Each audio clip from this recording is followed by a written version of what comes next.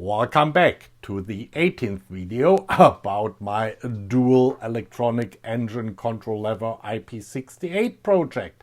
In the previous video we finished our levers here. That is, I finished the second lever off camera.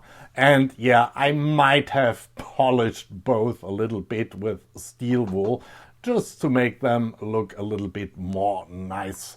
Card here, link in the description. In this video we will now mill some more radii on our round table setup, which I've also explained in another video. A card here, link in the description.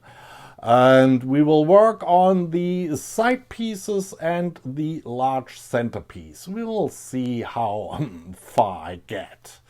Enjoy! The centerpiece is already clamped into the mill, and we will now try at least to mill a little round slot here into the base plate for the O-ring. It's IP68 after all. And I explained the clamping setup already in the aforementioned video about the round table setups. The first problem I have here is, to align the compound table to the center here of my workpiece. It's in theory not strictly necessary, because the only thing important here is the distance of my tool to the rotational center of the workpiece.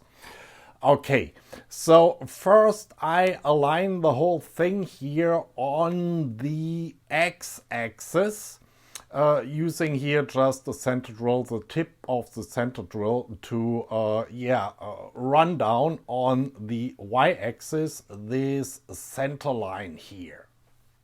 And playing with the rotation of the table and adjust the x-axis, I'm now pretty much on spot.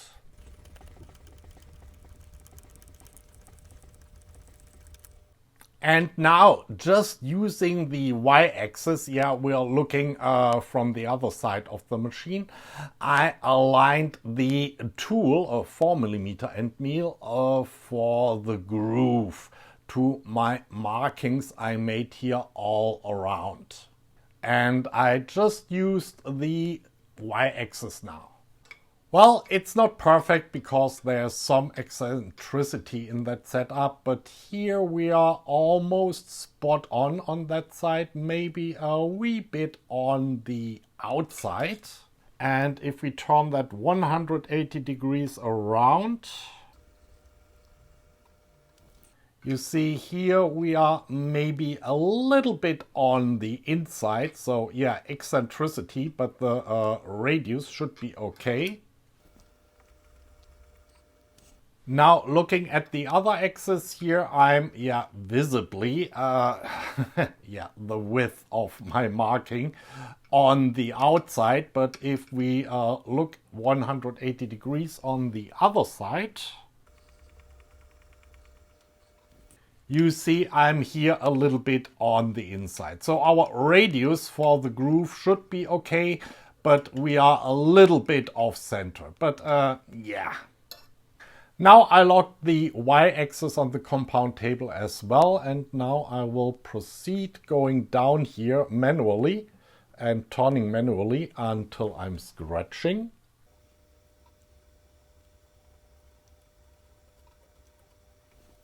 Okay, I'm scratching now, and that's my 0 for the depth. And now we mill.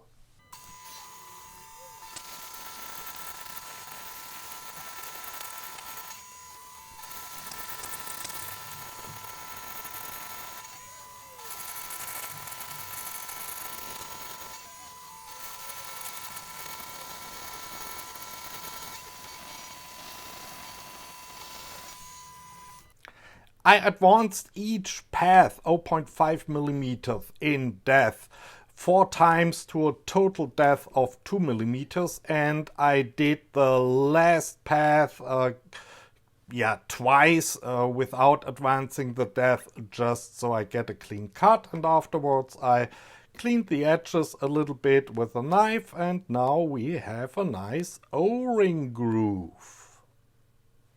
Moving on, we have now to extend the hole for our shaft from 12 millimeters to 20 millimeters for a depth of 3 millimeters.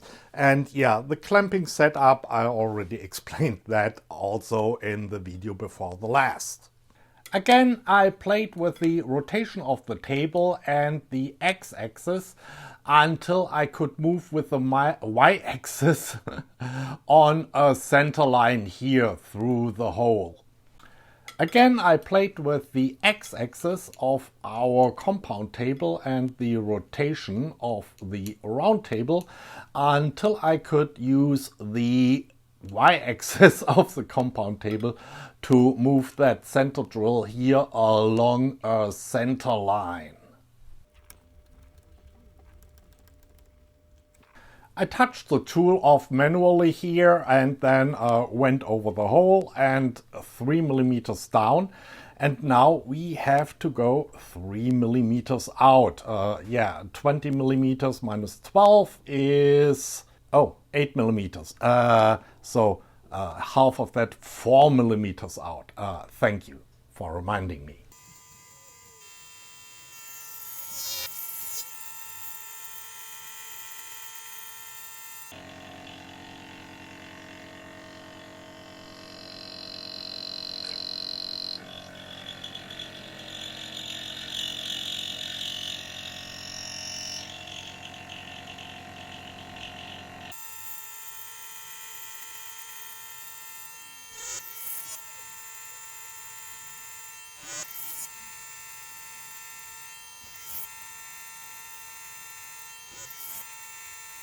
Here's the result. Again, a wee bit of center. I had only a very small margin here at the end of 1 millimeter, and we almost went over that. But anyway, the shaft is now fitting in here and can rotate freely, and yeah, the depth is also okay. It should be recessed about 0.5 millimeters. So that's good. I finished the second one off camera and the error is basically the same. Or maybe that is a millimeter. Give me a second. Nope, it's only 0.5 millimeters. So we were about 5/100ths of a millimeter. 5/100ths of a millimeter off. It's not too bad, and yeah, it's working.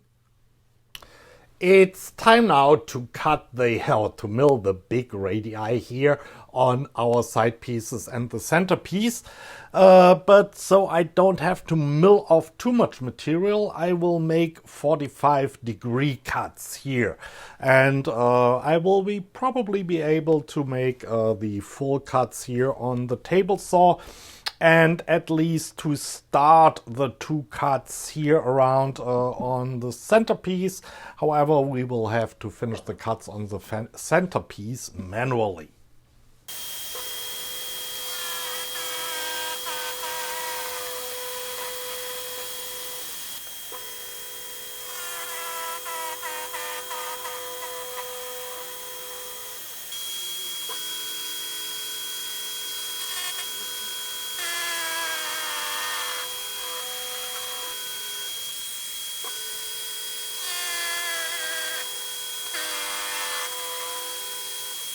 I did the manual cuts here on the big piece off camera, and yeah, the reason we do that is so we don't have to mill off all that material. So yeah, a little less work for the mill. And I have to admit that one shoulder here, I don't know if you can really see that on the camera, but yeah, the angle is a little bit off. I don't know why. I have to review the footage for that. But now, back to the round table. We're back in the round table. I won't talk about the clamping again. Yeah, see the other video. And we do alignment wise exactly the same that we did with our levers. So first I determine the plus and minus 90-degree position here by just sliding along a tool. And this is a broken off tool. It's much better for that purpose on one side of our piece.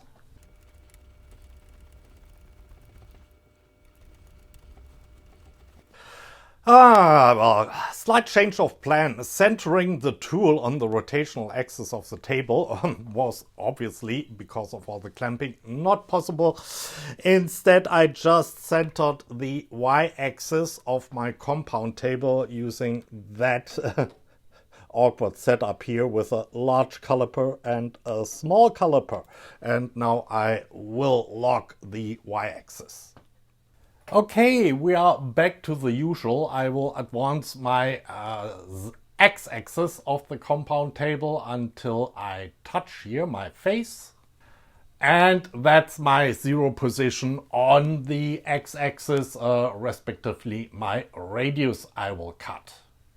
Finally, I move out here on the x-axis until I can freely, and I have to count the number of turns, rotate around the workpiece. That was the second turn. We're not quite there. Third turn. Okay, not quite there. Fourth turn. Yeah, we're passing all around.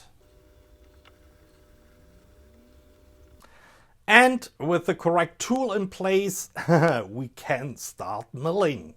This will take a while.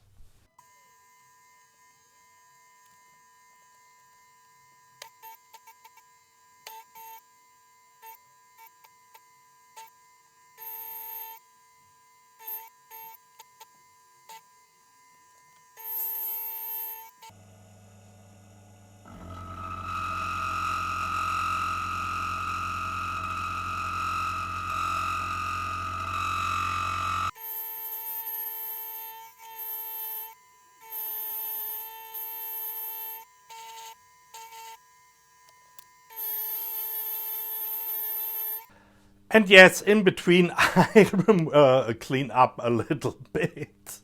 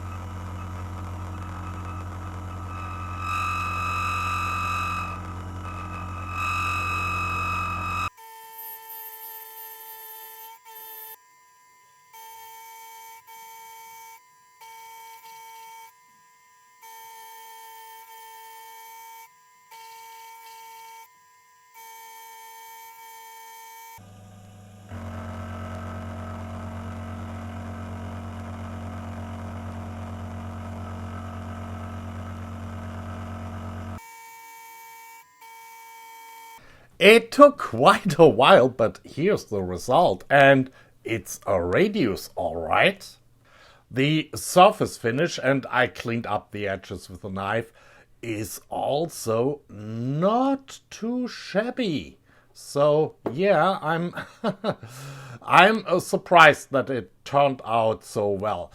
Here you can see a little error, so the radius should have go down to that line, but obviously I was off a little bit in height here in the dimension with the part, and such little errors are amplified here in a radius. On the other side we have the same but even worse, but that's okay. And I finished the second one off camera. We can make a small comparison if you want. The surface finish is the same. But if you look at the side, that's one side at first, there is a visible difference. And yeah, a tenth of a millimeter here at the top and height difference translate in the end into a millimeter or even more than here down at the end. But all in all, I'm happy with the two pieces. That brings us to our last and biggest radio, at least in width, to cut today. And if you remember, that was the most questionable setup on my round table. Anyway, I have made one, or will make one enhancement to the setup. I will not just, put a finished piece here below it to keep that up so I can clamp that down, but I also cut some new 35 millimeter threaded rod pieces, so I will have at least a little peace of mind that these things will not move on me nilly-vanilly. There's still some movement in here. Maybe I put some tape around here to limit that too. I'll see. And back to the round table. Now I have the whole setup here in the mill. I'm not really happy with it. First of all, I can only use one clamp. Otherwise, I collide either in the back or here at the front with my mill when I'm turning that thing. And by the way, I did all the usual alignments twice because I changed the setup twice. Yeah, we will see. Another problem I have is that my tool is a wee bit, maybe 1-2 millimeters too short for the whole face here. So I will have to do that in 2 passes and hope that the shaft here doesn't deflect too bad. We will have to play that by the ear, I guess. I will first try how far I can go down before the tool stops cutting.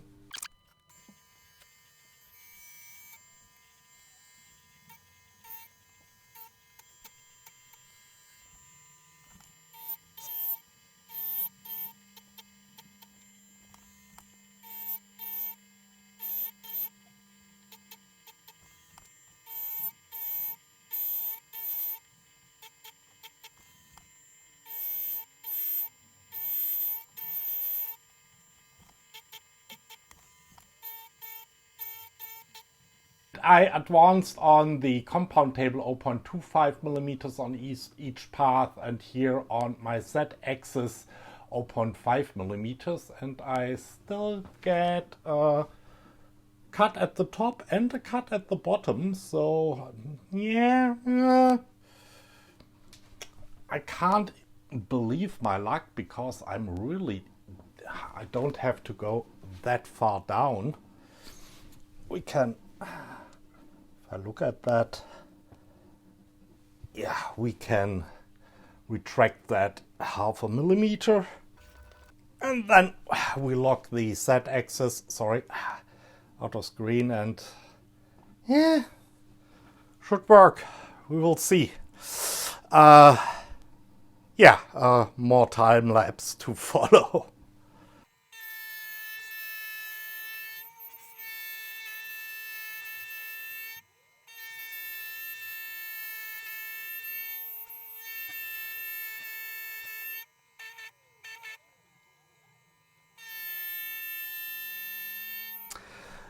In between, I adjusted another 1/10 of a millimeter down again, and now I'm having a little ledge here, but only partially. I think I can get rid of that with a knife later on, or maybe, yeah, I can get rid of that with a fingernail. That's okay. Yeah, and I'm advancing only, I don't know if I mentioned that, only 0.25 millimeters on my compound table on each pass. Previously, I advanced 0.5 millimeters, but I want to keep the cutting forces as low as possible and play it safe. Let's continue.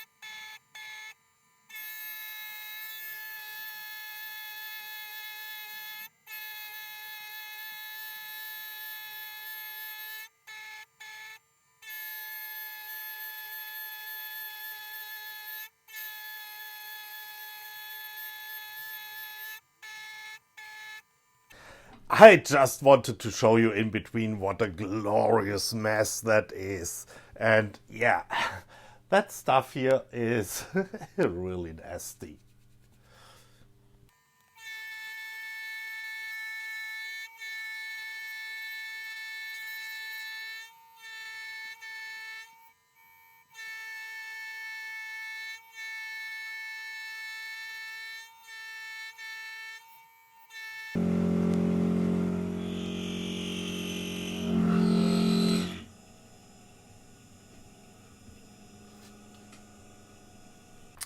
So here's a piece fresh out of the mill, and yeah, you can actually see that.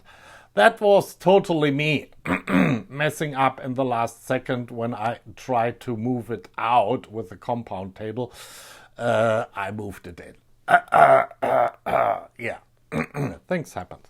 But important things here is this was the lower edge, and yeah, the stuff we didn't actually mill out because our tool mill off because our tool was too short. You can totally remove that, sorry, with a fingernail. That's not a problem. So cleaning up with a knife, yeah, X-Acto knife here, just going over, will probably work just fine. But here at the top, that's actually material that was just displaced by the shaft of the tool. But all in all, but for that last mess up here by me, I'm very happy. So yeah, the finish is nice, like for the other parts, and yeah, that's another little. Can you see that mess up I did? I have no idea how that happened. Yeah. Yeah, let me clean that part up a little bit, and then we have another look. The edges cleaned up nicely with the knife, no problem here. And yeah, beside that little ridge I produced, and where was it? There was another little ridge here. It's okay. I mean, the finish of the surface, I mean, you see it has been made with some kind of tool, but it's nice. And most importantly, the side pieces are approximately fitting. You probably cannot see it optically. There might be a tenth of a millimeter in height differences here at the transitions, but yeah, I'm I'm actually quite happy. So it worked very well with with a kind of flimsy roundtable setup. Yeah, I didn't have much confidence in that setup, to be honest. I think I mentioned that beforehand. But yeah, working very slowly, advancing only 0.25 millimeters at a time, worked out quite well. That's it for today. So this is probably the video before the last, and in the next video we will actually assemble the whole thing, and yeah, it's starting to look real good. Anyway, till then, bye.